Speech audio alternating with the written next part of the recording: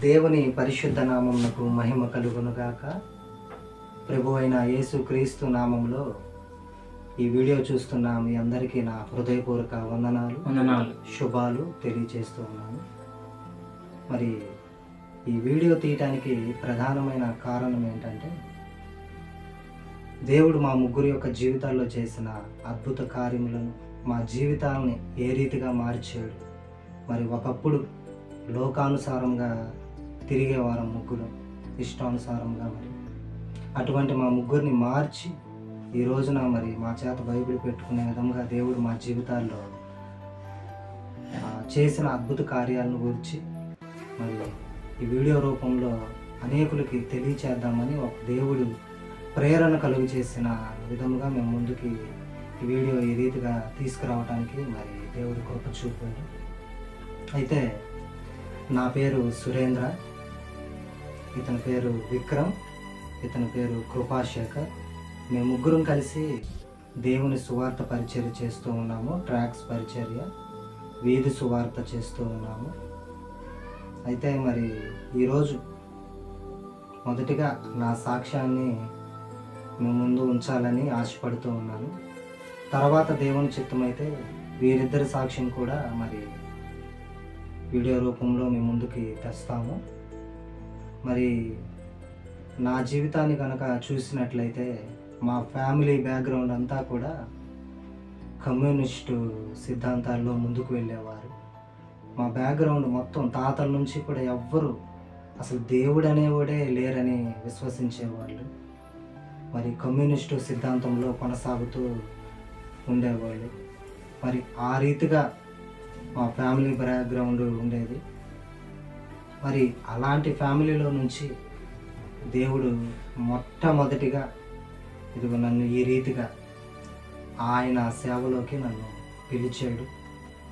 మరి మా ఫ్యామిలీలో మొట్టమొదటిగా మారు మనసు పొందిన వ్యక్తిని నేను. దానిని బట్టి నేను దేవుణ్ణి ఎంతగానో స్తుతిస్తూ ఆయన నామాన్ని మహిమపరుస్తూ ఉన్నాను. అయితే నేను మారు మనసు పొందింది 2010 డిసెంబర్ నెలలో ఇక్కడ మీటింగ్స్ జరిగినాయి, కూటాలు జరిగినప్పుడు ఆ కూటాలకి ఒకరోజు ప్రార్థనకి నా సహోదరుడు పిలిస్తే వెళ్ళాను. అక్కడ ఆ రోజున దేవుని వాక్యం విని దేవుని వాక్యము చేత పట్టుబడి మరి ఆ రోజు దేవుని వాక్యం ద్వారా దేవుడు నాతో స్పష్టంగా మాట్లాడాడు. ఆ రోజున నేను అప్పుడే ఆ క్షణమే మరి ఆ వాక్యం విని నా పాపాన్ని విడిచిపెట్టి బాప్తీసం తీసుకుంటాను, దేవా నీ కోసం నిలబడతానని ఆ రోజు నేను నిర్ణయం తీసుకొని మరి ఆ రోజు నుంచి ఇప్పటి వరకు కూడా ఆత్మీయ జీవితంలో కొనసాగుతూ ఉన్నాను దేవుని కృపతో. అయితే 2010కి ముందు నా జీవితం ఎలాగా ఉండేదంటే చాలా దుర్భరంగా ఉండేది. 2005 నుంచి నేను పెయింటింగ్ వర్క్ వెళ్ళాను, హౌస్ పెయింటింగ్. అట్లాగా రకరకాల స్నేహితులు, ఆ పనిలో స్నేహితులతో కలిసి ఫస్ట్ కా నుంచి మేమిద్దరం కూడా కలిసి పనిచేసి మరి సిగరెట్ అని, ఆల్కహాల్, అమ్మాయిని టీజ్ చేయటం, ఇలా రకరకాల పరిస్థితులు గుండా అనేక రకాలుగా పాపాలు చేస్తూ మా జీవితాలు కొనసాగుతూ ఉండేవి. అయితే నాకు తెలిసిన సహోదరుడు, అతను కూడా పెయింట్ పని చేస్తాడు. ఆ సహోదరుడు చర్చికి వెళ్ళే అతను అన్నమాట, మారు మనసు పొందిన వ్యక్తి. అతని పేరు శ్యామ్. అయితే ఆ సహోదరుడు మాకు వాక్యం చెప్తా ఉండేవాడు, తమ్ముడు చర్చికి రండి, మారు మనసు పొందండి, దేవుని రాక సమీపిస్తుంది అని చెప్తా ఉంటే మేము లెక్క చేసేవాళ్ళం కాదు. మధ్యాహ్నం పూట భోజనం చేసి కొంచెంసేపు టైం బ్రేక్ ఉండేది. ఆ బ్రేక్ టైంలో అతను పడుకున్నప్పుడు అతను పక్కన మేము కావాలని వెళ్ళి పిచ్చి పిచ్చి వీడియోలు పెట్టి ఆ సౌండ్స్ వినిపించేవాళ్ళం కావాలని. అలా చాలా రకాల విధమైన పాపాలు చేసాము. ఆ రీతిగా మరి కొనసాగుతూ ఇష్టానుసారంగా దుర్భరమైన జీవితం జీవిస్తూ ఉన్నాం. కానీ మా జీవితంలో నిజమైన సంతోషం లేదు, నిజమైన ఆనందము లేదు. ఎందుకు బ్రతుకుతున్నామో తెలియదు, ఎందుకు పుట్టామో తెలియదు. ఇంకా ఆ రీతిగా మా జీవితాలు కొనసాగుతూ కొనసాగుతూ కొనసాగుతూ ఉంది. ఎప్పుడైతే ఇంకా ఆ అన్నయ్య ఆ సహోదరుడు ఒకరోజు 3 రోజులు మీటింగ్స్ జరుగుతూ ఉంటే గుంటూరులో సంజీవ్ నగర్ అనే ఏరియా 2010 డిసెంబర్ నెల. ఇంకప్పుడు ఈ సహోదరుడు ఉన్నాడు కదా చర్చికి వెళ్ళే, ఆ సహోదరుడు ఆ చర్చికి వెళ్తాడు అన్నమాట. ఆ మీటింగ్స్కి నన్ను ఆహ్వానించాడు. ఒక్కరోజు రా తమ్ముడు అంటే నేను రానన్నా అని చెప్పి అంతకుముందు నుంచి మీటింగ్స్కి ముందు 2 వారాల నుంచి బతిలాడుతున్నాను. ఒక్కరోజు రా తమ్ముడు అని చెప్తా ఉంటే నేను ఇంక ఇసుకిస్తున్నాడని చెప్పి సరే వస్తాలేనా అని చెప్పి సరే వస్తాలని చెప్పాను. దాని గురించి మర్చిపోయాను. ఆ మీటింగ్స్ జరిగేటప్పుడే లాస్ట్ రోజు అనుకుంటా, మీటింగ్స్ లాస్ట్ రోజు మా ఫ్రెండ్ వాళ్ళ అక్కాయిది మ్యారేజ్. మా ఫ్రెండ్ వాళ్ళ అక్కాయిది మ్యారేజ్ అయితే ఆ రోజే మేము డ్రింక్ చేయటానికని అందరం కలిసి కూర్చున్నాం, సిట్టింగ్ వేసాం. అయితే చూడండి దేవుడు యొక్క ఆ అద్భుత కార్యం నా పట్ల ఆయనకున్న ప్రణాళిక అసలు ఎంత అద్భుత రీతిగా ఉంటుందంటే ఇక్కడే మీరు జాగ్రత్తగా వినండి. ఆ రోజున నేను ఇంకో 2 స్నేహితులతో కలిసి ముగ్గురం కలిసి టెర్రస్ పైన సిట్టింగ్ వేసాము, కూర్చున్నాము. ఆ గ్లాసుల్లో ముగ్గురం పోసుకున్నాము. అయితే ఆ ఇద్దరు తాగారు. నేను తాగుదామని గ్లాస్ పట్టుకోగానే నాతో పాటు పనిచేసే ఆ సహోదరుడు ఫోన్ చేసి తమ్ముడు నువ్వు మీటింగ్స్కి వస్తా అన్నావు కదా ఒకరోజు, ఈరోజు రా తమ్ముడు, లాస్ట్ రోజు ఈరోజు రా తమ్ముడు అని చెప్పి బతిమలాడు. అయితే నేను ఎవరికైనా మాట ఇచ్చి తప్పను. నాకు ఒకటి ఉంది ఫస్ట్ కాడ నుంచి ఆ అలవాటు, మొహమాటం ఎక్కువ, చెప్పలేదు. ఫోన్ చేసాడు, ఫోన్ మాట్లాడుతున్నాను, చేతిలో గ్లాస్ ఉంది. రా తమ్ముడు, ఒక్కసారి రా తమ్ముడు, వచ్చి కొంతసేపు కూర్చొని వెళ్ళు తమ్ముడు అని చెప్పి బతుకులాడుతున్నాడు. ఇంకా నేనేం చేయాలి అర్థం కాక మళ్ళీ డ్రింక్ చేసి దేవుని సన్నిధికి వెళ్ళకూడదు కదా అని అది అక్కడ పెట్టేసి నేను వెళ్తున్నా అని చెప్పి నా స్నేహితులతో చెప్పి, వాళ్ళేమో ఎక్కడికి వెళ్ళేది కుదరదని చెప్పి కూర్చో అని చెప్పి వాళ్ళు లాగుతున్నారు, బలవంత పెడతారు. కానీ ఆ రోజున దేవుని ప్రణాళిక నా మీద ఉన్నది. ఆ రోజు నేను మారు మనసు పొందాలని దేవుని చిత్తం నా మీద ఉన్నది. వీళ్ళు బతిమలాడుతున్నారు, లాగుతున్నారు. నాకు తెలియకుండా నేను వెళ్తాను, వెంటనే వస్తాను అని చెప్పి అది అక్కడ పెట్టేసి ఇంటికి వెళ్ళి బైబిల్ తీసుకొని వెళ్ళి సన్నిధిలో కూర్చున్నాను. దేవుని సన్నిధిలో కూర్చుంటే దేవుడి వాక్యం ద్వారా స్పష్టంగా నాతో మాట్లాడాడు. అప్పుడు చిలకలూరుపేట తండ్రి సన్నిధి మినిస్ట్రీస్ నుంచి వాక్యం బోధించడానికి షాలిం రాజు అన్న వచ్చాడు 2010లో. ఆ రోజు అన్నయ్య చెప్పిన వాక్యం సూటిగా దేవుడు అన్నయ్య ద్వారా నాతో మాట్లాడి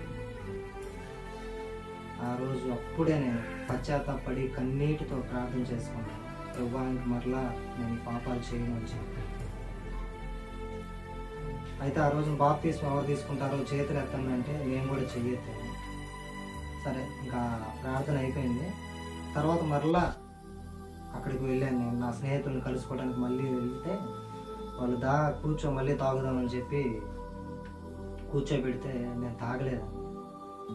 నాకు దేవుని ఆత్మ పనిచేస్తుంది. నాకు అతి తప్పు తప్పు తప్పు అని ఒకటే ప్రేరణ చెవు దగ్గర. వీళ్ళేమో బతిమలాడుతున్నారు, కూర్చో తాగు. ఇంక నేను తాగనని కరాఖండికి చెప్పేసరికి అలిగారు వాళ్ళిద్దరు. ఇంక నేను అలిగారులే అని చెప్పని ఇంటికి వచ్చేసాను. ఇంటికి వచ్చేసి మరలా సిస్టమ్ ఆన్ చేసుకున్నాను. ఇంట్లో సిస్టమ్ ఉంది నాకు. ఇంక సినిమాలు పెట్టాను చూస్తానికి, పిచ్చి సినిమాలు ఇవన్నీ ప్రతిరోజు చూడటం అలవాటు మాకు. అయితే ఎక్కడో దేవుని ప్రేరణ, ఇప్పుడే కదా వాక్యం వినొచ్చావు, ఇప్పుడే కదా నువ్వు మారు మనసు పొందుతాని మాట ఇచ్చావు, మరలా ఎందుకు ఇవన్నీ చూస్తున్నావు అంటే ఇంకా చూడలేదు, ఓపెన్ చేద్దామని చెప్పి ఆ ఫోల్డరు దగ్గరికి వెళ్తున్నా వెనక్కి వచ్చేస్తున్నా, వెళ్తున్నా అట్లా దాదాపు ఒక 20-30 సార్లు జరిగింది. ఆ పిచ్చి సినిమాలు చూస్తానికి ఫోల్డర్ దగ్గరికి చెయ్యి వెళ్తుంది, వెనక్కి వస్తుంది, వెళ్తుంది, వెనక్కి వస్తుంది. ఇంక ఇట్లా కాదని ఏం చేశానంటే,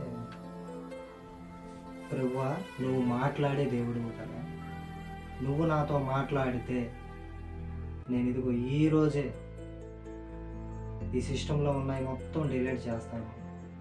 అలాగే నా దగ్గర ఆ సినిమా సీడీలు ఇన్ని ఉన్నాయండి, అట్టపెట్టినవి, ఇవన్నీ పడేస్తాను అని ఒక దేవునితో ఒక తీర్మానం చేసి మోకాళ్ళు వేసాను.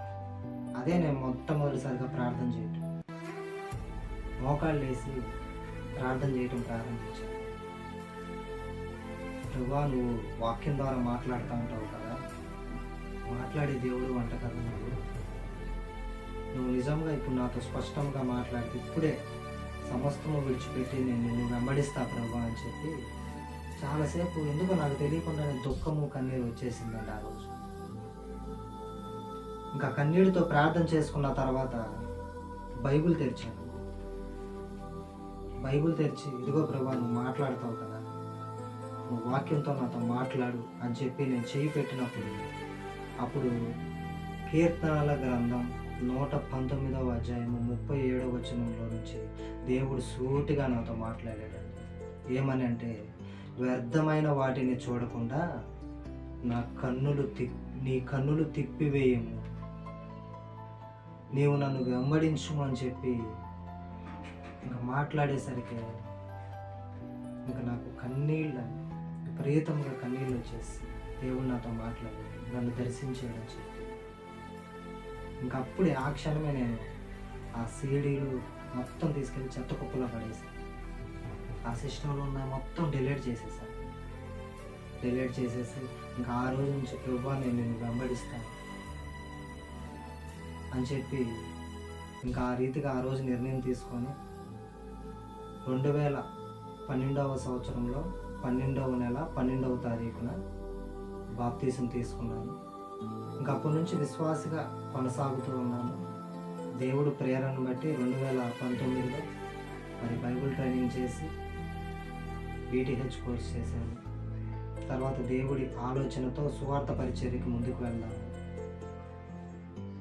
ఎన్ని రోజులు బ్రతికినా దేవుని కోసం బ్రతకపోతే ఇంకా ఈ బ్రతుకు వ్యర్థమని మీ ముగ్గురం తీర్మానం తీసుకొని ఇదిగో ఇతను యవనస్తుడు, మరి యవన దశలో ఇదిగో నా కాడి మోయట నీకు సులువని దేవుని వాక్యం సెలవిస్తాడు.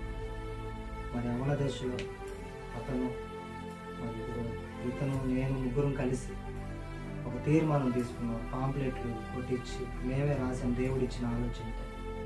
మా సాక్ష్య జీవితాన్ని రాసి మరి అది ట్రాక్స్ పరిచర్య చేస్తూ ఉన్నాను. ఈ రీతిగా మరి దేవుడు నా జీవితంలో కార్యం చేశాడు.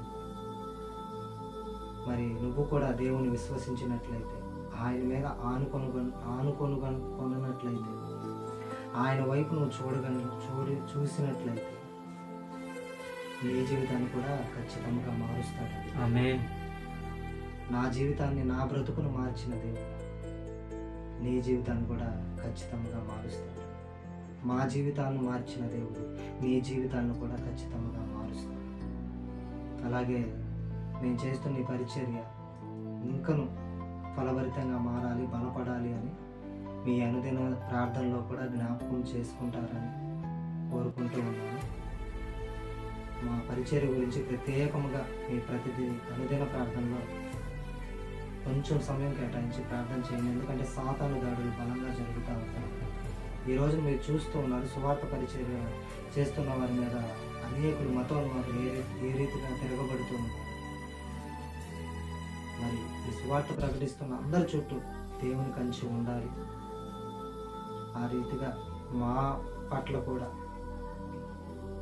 దేవుని కంచి ఉండేలాగా సాతాను దాడులు మా మీద పనిచేయకుండా, పరిచర్య ఆగిపోకుండా మీ అనుదైన ప్రార్థనలో మా గురించి జ్ఞాపకం చేసుకోండి.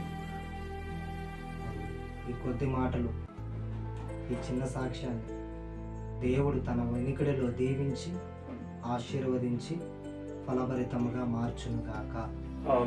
ఆమేన్. మీ అందరికీ హృదయపూర్వక వందనాలు. దేవునికి మహిమ కలుగునుగాక.